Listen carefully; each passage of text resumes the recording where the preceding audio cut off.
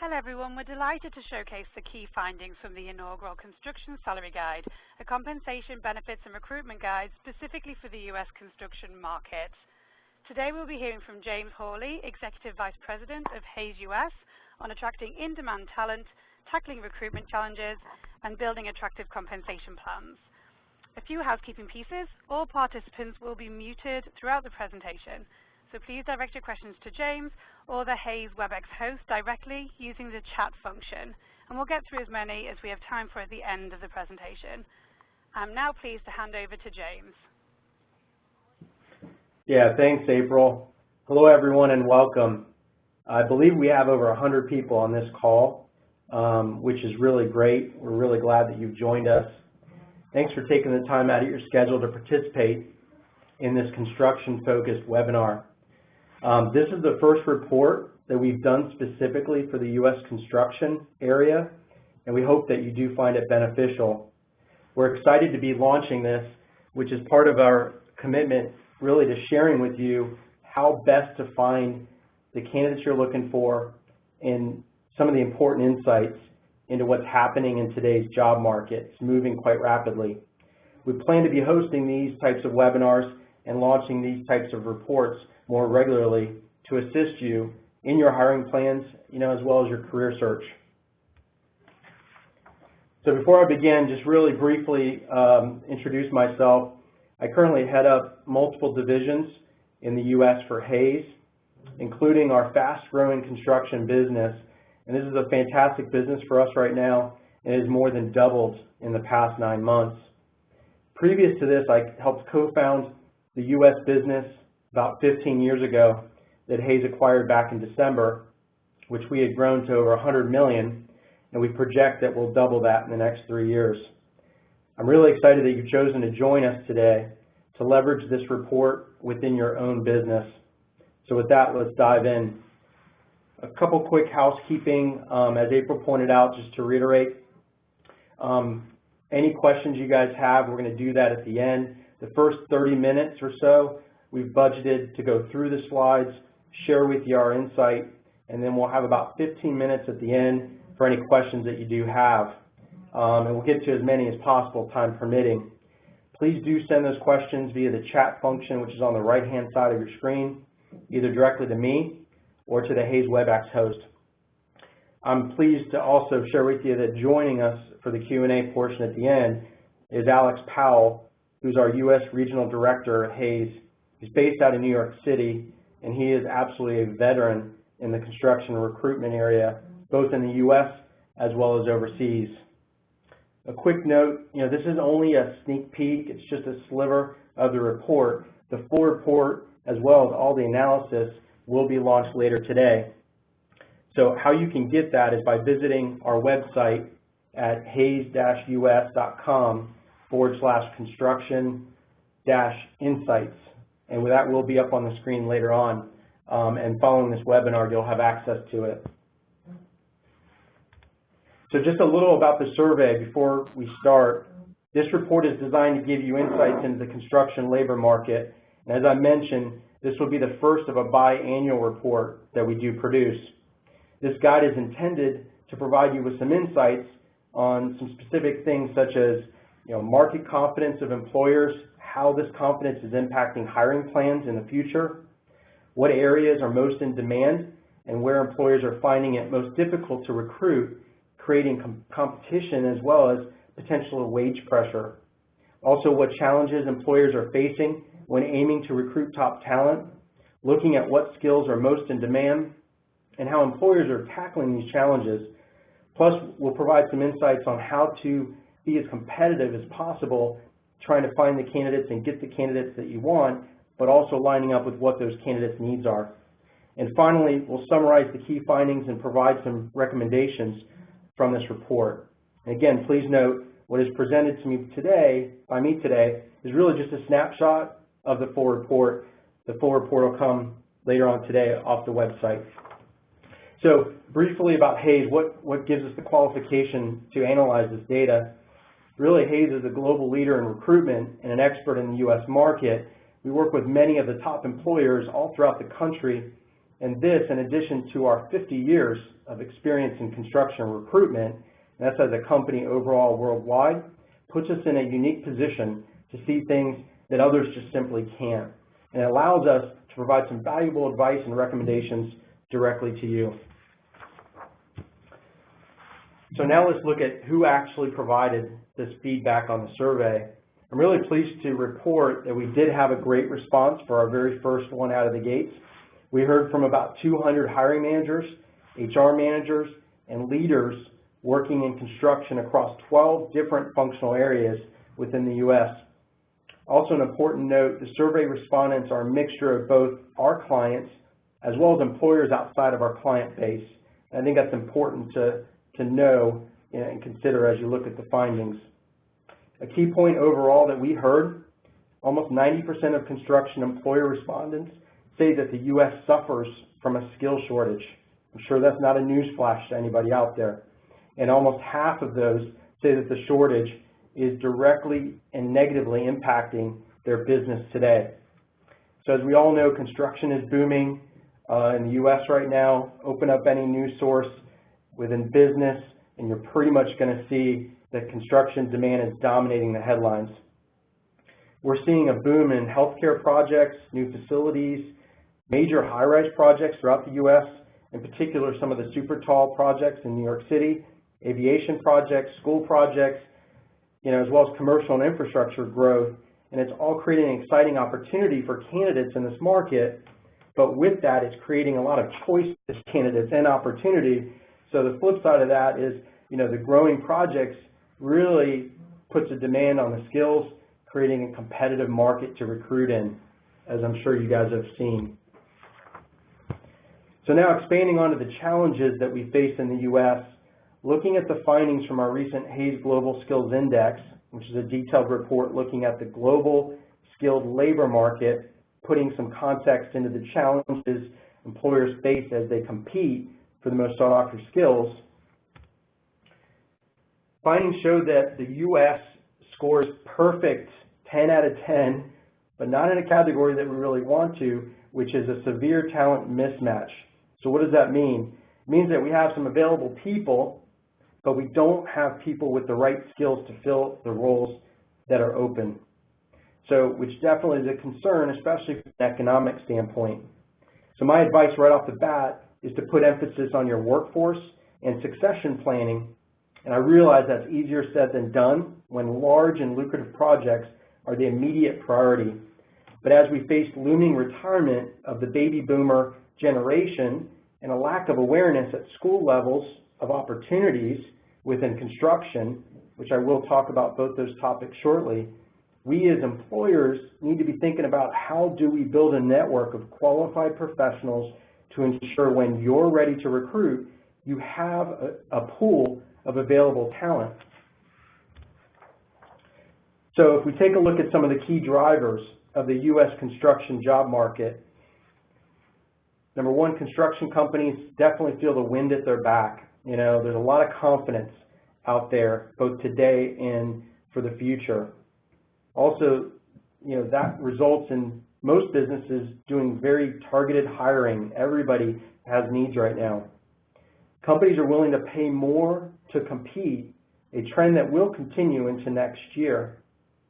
Where to find good candidates continually changes as well. As soon as you feel like you've cracked the code, suddenly a new way of finding candidates comes out, and you have to adapt to that, which does cause new challenges continually within the hiring cycle.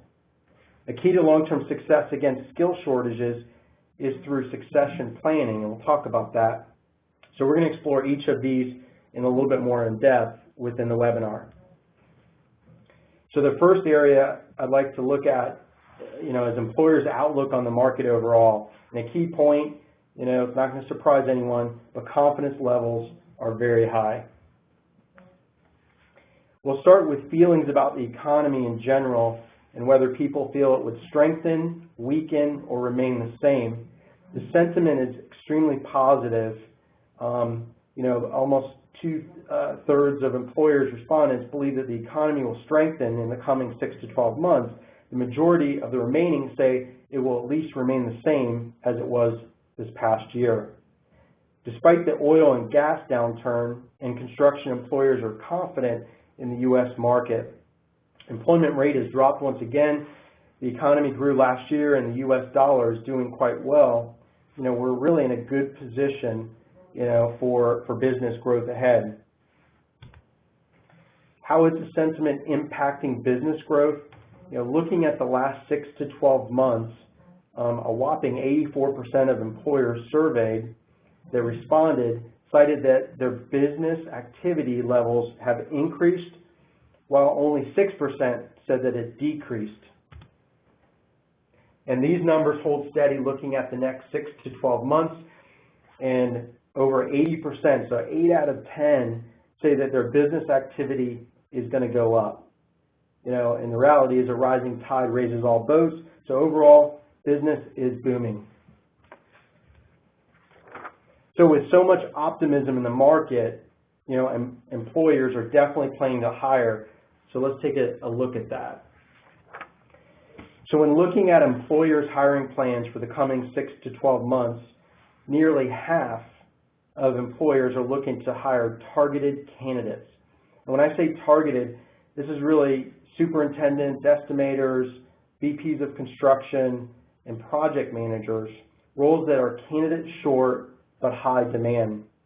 Breaking down the types of companies looking to hire, of the survey respondents, small, medium, and large-size firms are all relatively equal, looking to hire at about 47% for medium-sized businesses, 50% for small size, which really makes it more difficult for some of the smaller firms, as candidates really talk to us and tell us that what they're looking for is large dollar-based projects to add to their portfolio. When asked how companies recruit, some of the top results were 57% use an agency, which is near and dear to my heart. 64% rely on their own local website. And not highlighted on here is about 60% use job boards, and about 40% are using social media. So now recruitment is no doubt getting more difficult. We all see it. The feedback tells us this. So let's start taking a look at the basic challenges facing companies that are hiring today. We asked what factors hindered the success of an organization's recruitment strategy. And you've got the usual problems that exist, which is not enough good applicants. But if you look at the next issue, it's the fact that they are looking for niche skill sets, which is becoming more and more common. So how do you access the niche skill sets?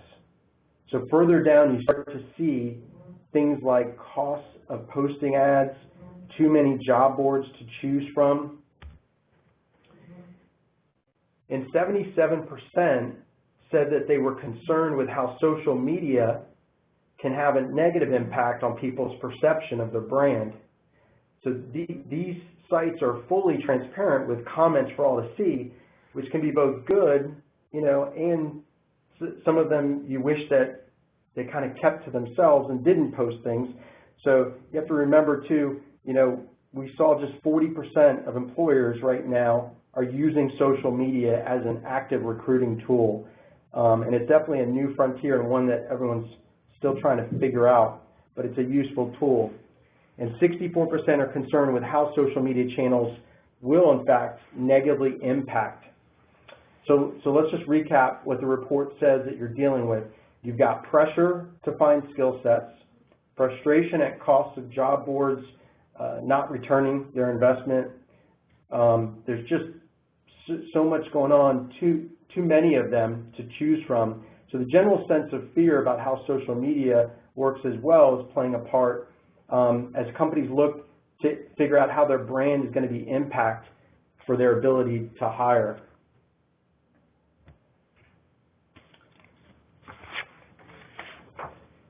So employers also are telling us that it's only getting more competitive.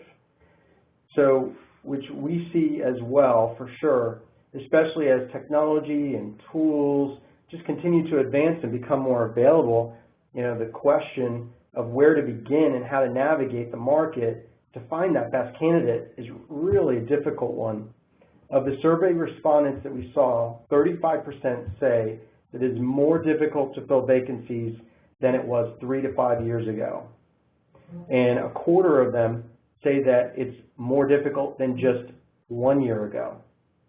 So now looking at that same, looking at the time it takes employers to recruit as well is an interesting stat. For the roles that employers deem as candidate short, such as estimators and superintendents, nearly 60% of respondents said it's taking them 2 to 6 months to hire the right person. And this is an average. This is something to note, especially with a booming market. If projects quickly arise, you need to have the available workforce to pull from, which is why it's essential really to have that network readily available. Now, further to this, the market challenges are causing pressure from both sides of the coin, employers to employees. For example, 39% of employers say that they believe their staff are experiencing workplace pressures due to just not having enough staff on hand. And nearly 50% of employer respondents say that due to workload, when having to hire, they also feel that pressure.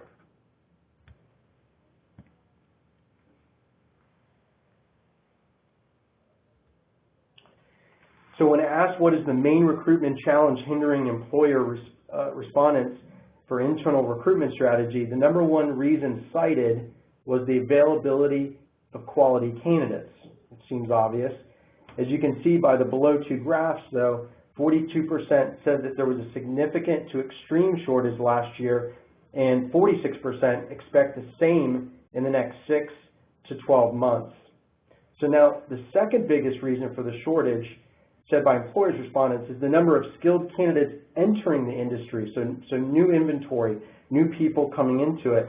And this ties into those figures from the Hays Global Skills Index and that talent mismatch. So if not enough of the right candidates are coming through our school system, the shortage could in fact worsen. So our advice on this front is to look at partnering opportunities with schools in your area. Only 37% of employers said that they attend some form of campus recruitment events to target potential hires. Taking some time to educate the next generation with opportunities that are available to them, showing them paths that they didn't know existed, could really help with your hiring plans in the future. Coupling this with a strong internal training program, could create an environment where you're growing your next future hires and leaders. But of course, it's like everything else, it's much easier said than done. So the booming construction industry continues to challenge the labor market, with general shortages from skilled labor through to project directors. So tell me if this sounds familiar. Many construction employers do not have a long-term talent strategy. So hiring continues to be ad hoc on a project-to-project basis, which exacerbates those shortages by limiting your internal skill development and career pathing. So breaking down hiring plans by area, as you can see, superintendents, PMs, and estimators top that list. And while the majority of employers are looking to only add 1 to 3 people in these areas, there's still a notable percentage of employers that are actually saying that they're going to hire between 4 to 6 or even 7 plus. So in bulk. Our advice here is to assist with effective hiring strategies with these growth plans is to really define right up front who you're looking for in terms of both the technical and those soft business acumen skills by knowing exactly what the ideal fit will look like, and that will help you identify the right candidate that's going to be successful. So let's explore a little bit of the skills shortage a bit further. When asked if the shortage was having an effect on business activity, almost half of employers responded saying that the shortage was definitely having a negative to very negative effect, with the number one reason being it was hurting productivity levels. So then we drilled one level below that. So when asked how it was affecting productivity, 70% of those respondents said that they were experiencing general inefficiencies, and 29% just a general decrease in office morale. It was impacting the morale of the teams, and 22% said that stress leaves had increased. So now when asked how employers are addressing these issues, the number one action was combining roles. So creating kind of hybrid roles, closely followed in changing organizational structure to combat that.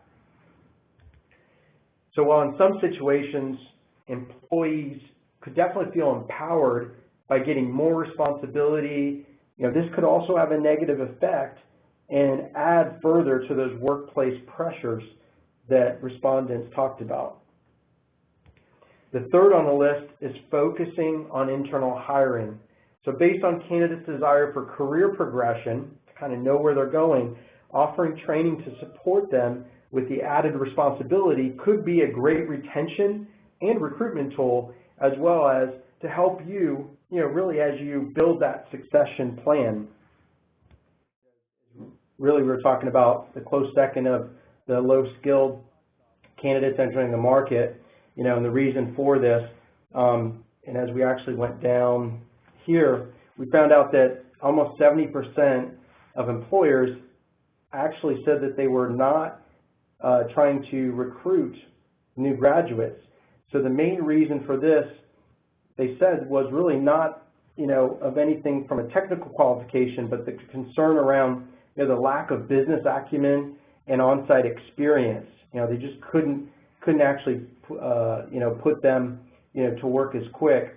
So understandable point. However, as part of our, strong succession planning, the reality is with the right onboarding and training, it can help groom these candidates, that demonstrate a strong work ethic and potential, and it has some technical skills, and it can help you build kind of that next group of performers within your team.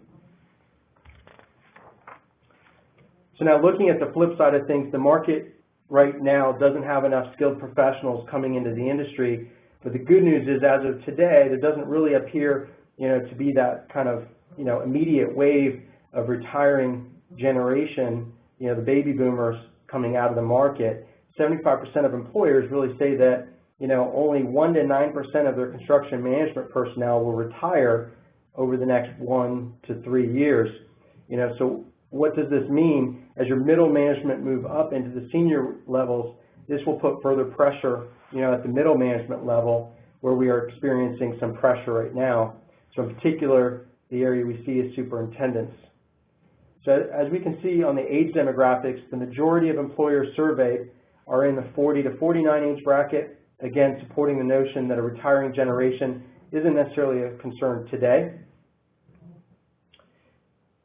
However, as employers, we do ignore, the issue around shortage, and that talent mismatch persists at the school level. So in 5 to 10 years, the question of really, could the shortage worsen is something to note. So putting emphasis on that need again for a succession plan. We asked employers if their company has a succession plan for their construction personnel. 37% of employers responded say that they have a succession plan in place, which is great. 16% are putting one in place, and almost half, either do not have or are unsure if they do. When asking employers what was the reason for the retention challenges, the number one motivator of staff to leave is career progression. So if looking to recruit top professionals, demonstrating your pipeline of projects and your career growth opportunities could be an attractive selling feature. All right, so let's move along and dive into compensation. So what's the effect all this is having on salaries? So we've got a pretty steady level of employers who have increased salaries for staff in the past 6 to 12 months at about 67%, which we're attributing to retention mechanism. It's the quickest and easiest way to kind of hold on to who you have. Looking at the upcoming 6 to 12 months, a little over half, 54% of employer respondents plan to increase salaries, and 44%, that they'll remain the same. So remember, though, that, that increased comp, absolutely is the quickest way to compete in the short term. However, as we saw, candidates want more, and they want a well-developed career path and career progression. So this can be a key differentiation if you have one of those, within your business to invest in. So breaking down the information a little bit further, for the employer respondents, employers increase salaries the most for PMs and superintendents in the past 6 to 12 months. But across the board, levels increased in all main areas. So for the upcoming 6 to 12 month window, plans stay relatively the same according to the results. So paying a market rate is absolutely necessary as part of an attractive recruitment plan. About a third of employer respondents say salary is the main motivator for their staff to leave the company, just second, to career progression. So continuing on further with compensation, breaking down plans by size of company, size of business, mid-sized companies are leading the charge with plans to increase salaries to be more competitive, nearly 10 points above large firms. If struggling to attract candidates from the big players due to project enticement, demonstrating strong salary packages and career growth could be what lures talent into your roles. So looking at salary increases by regions, 94%, so 9 out of 10 respondents within Florida say that they are looking to increase salaries, followed by 80% for Texas and 63% for New York, which are the 3 states that we had the largest responses from. So I'm based in Florida, and I can definitely say that I've seen this firsthand.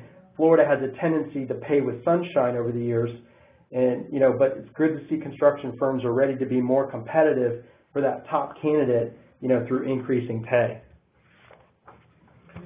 So despite willingness and plans to increase salaries, employers, respondents are feeling wage pressure. So at the mid to management level and senior management level, 85% of employers are feeling some sort of pressure. But it's not holding anyone back. 71% of employers believe that compensation packages are at a market rate, and 69% would still alter their salaries even higher to compete. So how about benefits? How does that play a part in this? So of the survey respondents, top benefits provided include 401k and health benefits, which candidates tell us are critical and they're very important within their decision making. Training and certification support is near the top as well. Again, an attractive selling point for professionals today. And interestingly enough, 46% of respondents say that their staff are somewhat to not at all satisfied with their current benefit package. Benefits are a great selling point and something that our candidates are telling us that they are very interested in. Having a benefits package is one thing. Having a package that provides candidates with what they want and using it in your key selling messages could absolutely be a differentiation in your ability to attract top candidates. With so much competition in the market, having a strong benefits package is really the low-hanging fruit, so to speak, to get that top candidate interested in your opportunities outside of salary. So what do we recommend? So a few highlights here.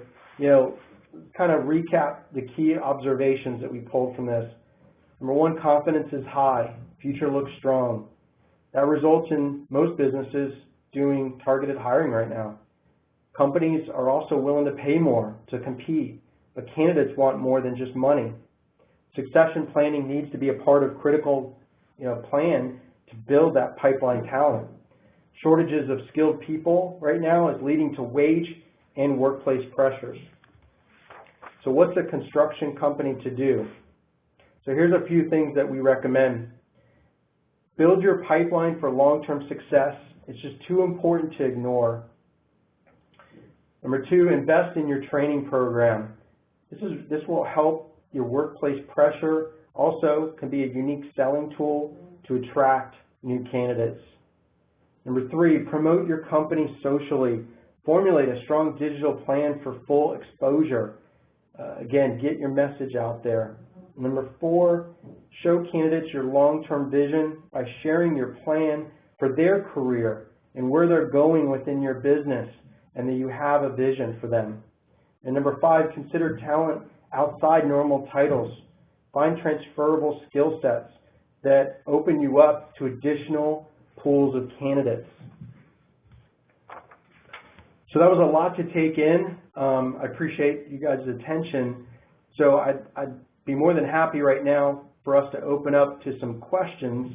And again, we have Alex Powell, our regional director who's based out in New York City, and really our resident construction expert, with over 10 years in construction. So please fire challenging questions his way. He can handle it. So with that, I'm going to turn it over and open up for some questions. Thanks, James. Alex, you with me? I sure am. Thanks, James. All right, welcome. So it looks like the first question that we got along the way. So Alex, are there any specific locations you're seeing spikes in hiring, or is it really across the board, kind of everywhere? Yeah, I think generally we're seeing it across all the sort of large metropolitan areas across the US. There's a real step up, particularly in the last sort of calendar year. But I think within that there's some hot spots. New York is certainly very, very competitive at the moment and very active. Texas and Florida also are seeing a real move forward, and then I think also on the West Coast. But in saying that, certainly DC, Atlanta, Chicago, also very, very strong markets at the moment. So the growth seems to be pretty consistent across the country. Good. It's probably easier to point out who's not growing, right? Most are growing. Absolutely. Shorter list. Here's another question that we got. So why do you think employers are becoming more concerned, with having their an employer brand and promoting their culture, etc.? Does this really matter to candidates? I think it's probably a component of how they make decisions on taking jobs and how they make decisions on staying with companies. We're in a market at the moment where candidates have a lot of choices, particularly in these sort of hot markets we've just mentioned. So I think it's the key that we're seeing at the moment is that employers need to actually sell their company and their brand to potential employers. In many ways, the potential employees they hold the cards, they have the choices, and I think, which is very different to a recession market where it's sort of the other way around. So I think being able to sell your brand, pitch that out there in the market is very important in terms of bringing in talent. It's also very important in terms of retaining talent. And I think we're in a market at the moment where there's so much information from a digital perspective at your fingertips that, the first thing people do when they're looking at potential companies is they go online and they'll look at the website and then they'll look at Glassdoor and they'll look in LinkedIn and what information is up there can be a big factor in making a decision as to whether you want to interview with that company. So I think it definitely has a massive impact on a company's ability to attract and retain staff. And do you feel like it's even more important for some of the smaller businesses that don't have the name brands, that they really have to have that strategy to compete? Yeah, no, I think it's a good point. I think within the large sort of top tier companies, they've clearly got all that and they've got teams that do that for them. I think at a smaller level, it's a tougher thing for a smaller GC to implement an employer brand, but they can certainly do it. And I think it's the small things, making sure. The website's a great one. Making sure that it's been updated in the last sort of 5 years, things like that. Making sure the address is right on there. It's small things sometimes that people don't do. So I think it's definitely important for the smaller GCs as much as it is for the bigger guys. That's a great point. Yeah, everybody looks you up online before they call you back, right? Exactly. So I think, with the time, we got time for one more question. So I'm going to throw this one out to you, Alex. It should definitely be in your wheelhouse, related to high-rise projects. So the U.S., has really had a lot of high-rise projects that are underway, and it seems like more than most countries elsewhere, especially a lot more than we've seen in the last 10 years. So how is this affecting the talent pipeline? I think it probably comes back to it's just putting significant pressure onto that talent pipeline. I mean, coming back to that talent mismatch, there's just not enough of the skilled people with the right level of tenure, the right qualifications to go around. So I think it's putting significant pressure on, and that's definitely something that we're seeing in these bigger markets. So I think it's it's important at the moment for companies, for employers to be able to think outside the box. I think in terms of looking at where are the transferable skill sets that can be brought over maybe from a different form of construction. Can they transfer over into that? Can they transfer out of the geographic region? One of the challenges we see in New York is everybody is very set on having people that have New York experience, but sometimes there's not enough to go around, and those companies that are able to sort of power forward are going, well, can I bring a guy in from the Chicago market or from the West Coast market and train them up? Do I have the skills around them to do that? And I think that's quite an important part in terms of ensuring that you continue to build your business. So that those sort of transferable skill sets, particularly because during the recession we lost a lot of skills to other industries and other markets, as we often do in the construction sector, because it can get hit quite hard. So yeah, I think it's making sure you can think outside the box. It's making sure that you can look at how do I bring on newer, younger guys and gals into the business and train them up so that I'm actually adding talent to the mix rather than trying to rely on people that already have that 10, 15 years experience. Great. Thanks, Alex. So based on the timing, we wanted to wrap up at about 45 minutes past the hour. So, I want to thank you guys for your time today. Navigational issues here. So that concludes our presentation for today. Again, as I mentioned earlier, you can request a full copy of this report, from the Hays-US.com website /construction-insight. So it's up on the screen now. So going forward, we'll continue to provide you guys with relevant content from the industry. Our next deliverable will be coming in the new year. We'll be launching our DNA of a VP of Construction. So this report looks at the commonalities amongst leaders today in terms of qualifications, personality traits, career paths, and really giving insight into what it takes to achieve these positions, as well as how to build successful and high-performing teams. So now in this report, we'll be featuring leaders from across the country. So this is our request. If anyone's interested in sharing their story about how they achieved their position, please do let us know. Sharing your story is a great way to help the next generation in mapping out their career path. And as we talked about, that career succession planning is really vital. So should you be willing to do a short, 10-minute interview and be featured in this report, please email thea.watson@hays.com.